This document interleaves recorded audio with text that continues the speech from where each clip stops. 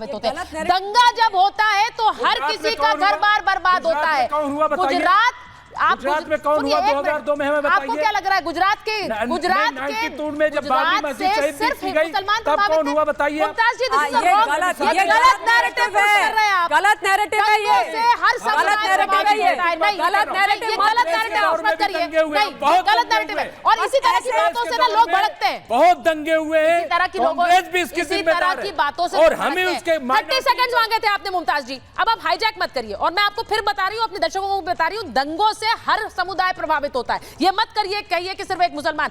गुजरात में जो हुआ उसमें क्या हिंदू प्रभावित नहीं थे? आप ये गलत नैरेटिव पेश कर रहे हैं। एक बार दानिश कुरैशी जी आपके पास आ रही हूं, उसके बाद मैं स्टूडियो में वापस आऊंगी। दानिश साहब जरा बता दीजिए, आपके सांसद के बारे में यहां ममता जी ने सवाल उठाया, अजय जी सवाल उठा रहे, जय फिलिस्तीन कहते हैं, वो संसद में जाकर फिलिस्तीन में इतने समर्थन में इतने प्रदर्शन होते हैं, वो तो शांतिपूर्ण तरीके से हो जाते हैं। लेकिन यहां हिंदुओं के लिए एक मार्च निकलता है बांग्लादेशी, तो वहां पर पत्थरबाजी करते हैं और उसको भी जस्टिफाई करने की कोशिश हो रही है। देखिए, सबसे पहले एक बात समझ लीजिए, किसी भी प्रकार की किसी भी दंगे को जस्टिफिकेशन नहीं दिया जा सकता और देना भी नहीं चाहिए। ये तो हो गई एक बात। दूसरे नंबर की बात, सवाल यहाँ ये है कि देखिए, देश की जो नीति होनी चाहिए, विदेश नीति जो हमारे देश की है, उसमें आप देखिए कि वहाँ की जो परिस्थिति थी, उन परिस्थितियों में सरकार ने जो स्टैंड लिया पुराने प्रधानमंत्री को लेकर के, उसकी बदौलत परिस्थितियां हुई। चलिए, ये तो हो गई एक बात करते हैं हम देश की। तो देखिए, देश के अंदर में मैं आपको बताऊं कि इसी देश में हमने देखा है कि भारतीय जनता पार्टी के शासनकाल वाली सरकार में बाकायदा पंचायत बैठती है और दूसरे राज्य हरियाणा की सरकार के जिले में और दूसरे राज्य के लिए वो ये कहती है कि पुलिस आएगी तो अपने पैरों पे जाएगी नहीं। अरे बंगाल और बांग्लादेश को छोड़िए, इस देश में सरकार को चैलेंज करते हुए एलिमेंट्स नजर आ रहे हैं। और किसके लिए नजर आ रहे हैं? मोनू मानेसर के लिए, वो गुंडे के लिए। तो ये परिस्थिति देश में बन रही है और उसके बाद आप अराजकता की बात कर रही है। देखिए, कुछ दंगाइयों ने किया, दोनों तरफ उठाइए, जेल में बंद करिए, कोई भी दंगाई है तो। लेकिन सवाल ये है कि पहले फोन बंद करवा लीजिए। कहते हैं कि भाई ये गौ के नाम पे आतंक बचा रहे हैं, तो जब तक तो कोई सवाल नहीं उठता। कितना हाइपर एक्टिव हो रहे हैं। देखिए मुझे इन डिस्क्लेमर से बड़ी परेशानी है सरवर साहब। आप ये कह दें पहले कि देखिए ये बहुत खराब है जो पत्थर बरसा रहे हैं, इसकी मैं निंदा करता हूं, इन पर कार्रवाई होनी चाहिए, लेकिन उसमें जोड़ देते हैं ये डिस्क्लेमर्स लगा कर बात करना बंद कर दीजिए। इस तरह की हिंसा कोई बर्दाश्त नहीं करेगा सरवर साहब, और क्यों की जाए? नहीं, बिल्कुल नहीं करी जानी चाहिए। अगर इस तरह से हिंसा होता रहा और उसको जस्टिफाई किया जाना शुरू कर दिया जाए तो फिर तो पूरे देश में इसी तरह का वातावरण हो जाएगा। हिंसा है और हिंसा की मैंने चारों तरफ से, क्या पक्ष क्या विपक्ष, सबको निंदा करनी चाहिए और निष्पक्ष जांच करके कौन ऐसे लोग हैं उसको चिन्हित करके उचित सजा भी उसे देनी चाहिए। बहस इस बात पर है कि बांग्लादेश में जो घटना घटी, देखिए 2-3 पहलू एकदम फास्ट में कह रहा हूँ।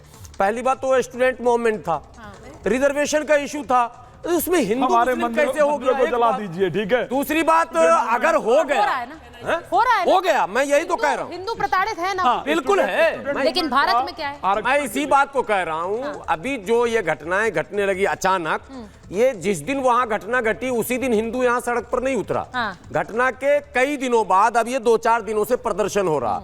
मैं डे 1 से मुस्लिम संगठनों से ये सवाल कर रहा था और आज फिर कर रहा हूं कि अगर आप पहल कर दिए होते मानवता के नाम पर, इंसानियत के नाम पर और अल्पसंख्यक होने के नाम पे, चूंकि बांग्लादेश में अल्पसंख्यकों पर हमला हो रहा था, तो आपके पास एक अच्छा ऑप्शन था कि आप पॉलिटिकली ही सही, चलिए हमदर्दी नहीं है, आप कहते हैं माइनॉरिटी पर एट्रोसिटी हम एक्सेप्ट नहीं करते हैं, उतरना चाहिए था। तो मुस्लिम संगठन और मुस्लिम पार्टियां नहीं उतरी।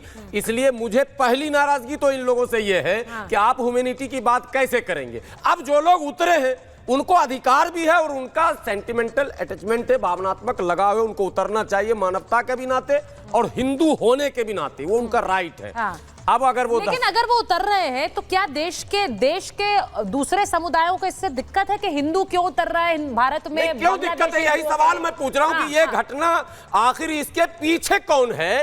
क्या अगर हिंदू उतर रहे, भाई आपको उतरना चाहिए, आप नहीं उतरे। अगर हिंदू भाई उतर गए तो या तो उनके पीछे हम खड़े हो जाएंगे कि भाई आप सही, मुद्दा आपका है, वाकई बांग्लादेश में जुल्म हो रहा है, उसके खिलाफ आप अगर रोष प्रकट कर रहे हैं तो हम भी आपके साथ हैं। दो ऑप्शन था, तीसरा ऑप्शन था कि आप चुप हो जाते। अब आप उसमें अगर कोई आप आरोप लगा रहे, वो ये जो आप बार बार कह रहे हैं डिस्क्लेमर की बात, चूके चुनांचे ये वो, इसमें कहीं मैं इन सब चीजों को बिल्कुल रिजेक्ट करता हूं। मेरा मानना है कि अगर कोई आपत्तिजनक नारे भी लगे उसकी भी क्या कहते हैं, हम निंदा जरूर करते हैं, मगर आपको सुन के चुप होना पड़ेगा क्योंकि आपने गलती कर रखी है। अगर आप मानवता के नाम पर बांग्लादेश के हिंदुओं के साथ खड़े नहीं होते हैं तो फिर आपको कान में तेल डालकर चुप से बैठना चाहिए। ये हरकत आपको नहीं करनी चाहिए, ये हरकत आपको नहीं करनी चाहिए। लेकिन मैं ये तस्वीरें देखकर बार बार ये सवाल मन में जरूर आता है राज मिश्रा जी कि क्या अगर हिंदू के लिए भारत में आवाज नहीं उठेगी तो कहां उठेगी? और अगर यहां पर आवाज उठ रही है, मैं कुछ तस्वीरें भी आगे आपको दिखाऊंगी, लेकिन अगर यहां आवाज उठ रही है, जैसा कि अभी थोड़ी देर पहले ममता जी ने भी कहा कि इन आवाजों को रोकने का प्रयास किया, पुलिस वाले लाठी डंडे पत्थर खा रहे हैं। भाई ये जो तस्वीरें अभी चल रही है स्क्रीन पर, ये पुलिस वालों को इतनी मशक्कत करनी, उनके ऊपर भी पत्थर बरसाए जा रहे हैं कि इस तरह का प्रोसेशन यहाँ क्यों निकल रहा है?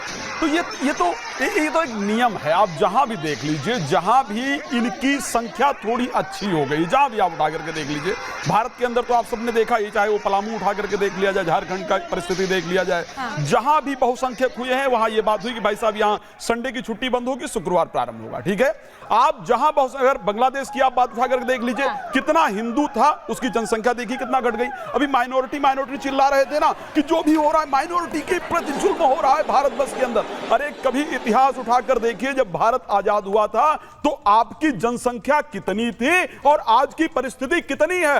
पता है जुल्म कब होता है? जब दो छोटे छोटे बच्चों को एक व्यक्ति आकर के गला काट देता है आपके धर्म का, और फिर भी यहां पर दंगे नहीं होते हैं। पता है कब जुल्म होता है? तो दंगे यहां नहीं, जब वहां राजस्थान के अंतर्गत एक नाई का आकर के सरेआम गला काट दिया जाता है, लेकिन हिंदू पत्थर बरसाने के लिए रोड पर नहीं उतर करके आता है। पता है माइनॉरिटी का यहां सम्मान कब होता है, कब दिखता है?